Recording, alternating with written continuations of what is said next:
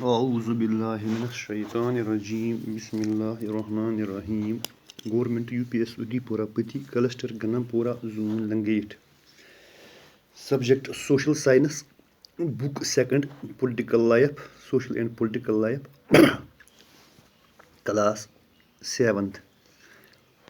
پیارے بچوں، آپ کو معلوم ہے کہ جو آج ہم لیسن پڑھ رہے ہیں جنڈر کے متعلق، جنڈر یونٹ 3 کا، تو آج کا ٹاپک جو ہے وومنز ورک اینڈ ایکویلٹی. جو عورتیں ہیں ہماری، ان کا ورک، کام اور equality. Work and equality. As we have seen, the low value attached to women's household and caregiving work is not an individual or family matter. It is part of a larger system of inequality between men and women. It therefore has to be dealt with through actions, not just at the level of the individual or the family, but also by the government. As we now know, equality is an important principle of our constitution. The constitution says that being male or female should not become a reason for discrimination. In reality, inequality between the sexes exists. The government is therefore committed to understanding the reasons for this and taking positive steps to remedy the situation. For example, it recognizes that burden of child care and housework falls on women and girls. This naturally has an impact on whether girls can attend school. It determines whether women can work outside the house and what kind of jobs and careers they can have. The government has set up Anganwadis or child care centers in several villages in the community. The government has passed laws that make it mandatory for organizations that have more than 30 women employees to provide facilities. The provision of services helps women to take up employment outside the home. It also makes it possible for more girls to attend schools. تو اس طرح جو women ان equality ہر ایک شعبے میں، work میں، جیسے ہم دیکھ رہے ہیں کہ جو ہماری عورتیں تھیں ان کو گھروں میں ہی کام یہ سمجھا جاتا تھا. اس طرح ان کو ان ایکویلٹی ان کے ساتھ ہوتی تھی کہ یہ سمجھتے تھے لوگ کہ ہمیں ان کو صرف گھروں میں، ہاؤس ہولڈ میں ہی کام کرنا ہے.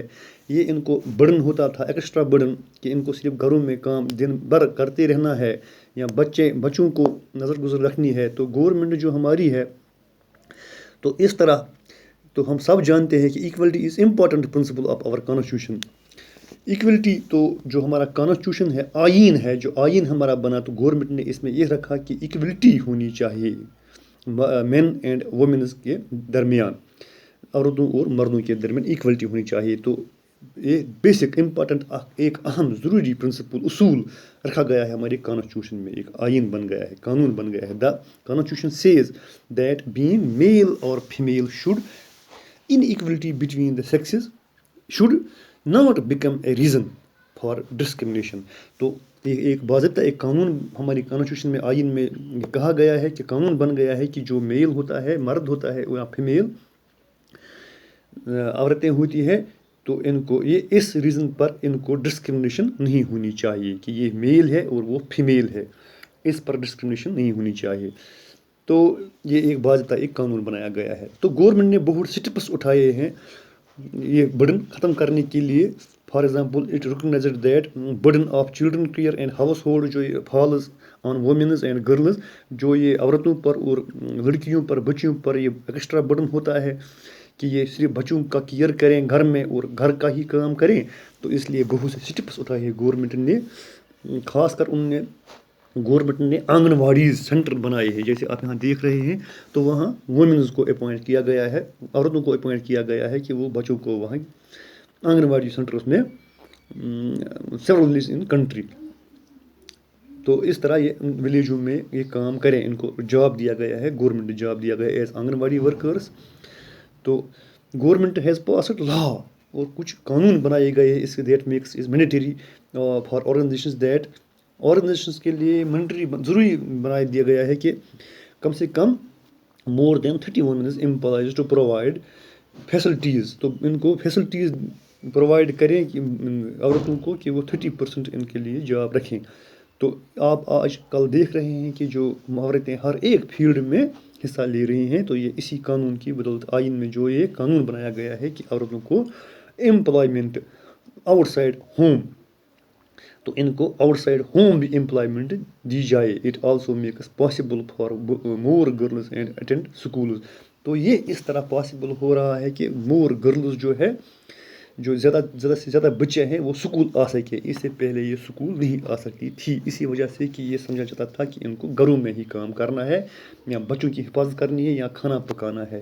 تو جب گورنمنٹ نے ایسے قدم اٹھائے کہ ان کو امپاور کیا گیا ہے، ان کو ایجوکیشن دی گئی ہے، ان کو اسکیموں کے ذریعے یا امپلائمنٹ میں ان کو ایڈجسٹ کیا گیا آؤٹ سائڈ ہومز، تو اس طرح گرلز کو یہ موقع ملا کہ وہ اب اپنے بچوں کو سکول، دیہی علاقوں میں سکول بھیجنے جا رہے ہیں، تو سکول میں ایڈمیشن کر رہے ہیں، داخلہ لے رہے ہیں. تو اس طرح بچوں یہ انکویلٹی آہستہ آہستہ ختم ہو رہی ہے. آپ یہاں دیکھ رہے ہو سسٹینیبل ڈیولپمنٹ گولز، اس طرح تو اس طرح یہ چلڈرن ایٹ این آنگن واڑی سینٹر ان اے ولیج ان مدھیہ پردیش، یہ ایک مدھیہ پردیش کا گاؤں دکھایا گیا ہے جہاں بچوں کو آنگن واڑی سینٹروں میں دکھایا گیا ہے. تو یہ عورتیں یہاں پر یہ کام کر رہی ہیں، اس طرح امپاور کیا گیا ہے. بچوں انشاءاللہ یہ لیسن آج کمپلیٹ ہوا ہمارا. جو یہ لیسن تھا چیپٹر نمبر 4 کا، growing up as boys and girls. تو انشاءاللہ اگلے لیسن میں اس کی ہم یہ اسائنمنٹس کریں گے، سوال کچھ دیے گئے ہیں یہ کریں گے. اللہ حافظ.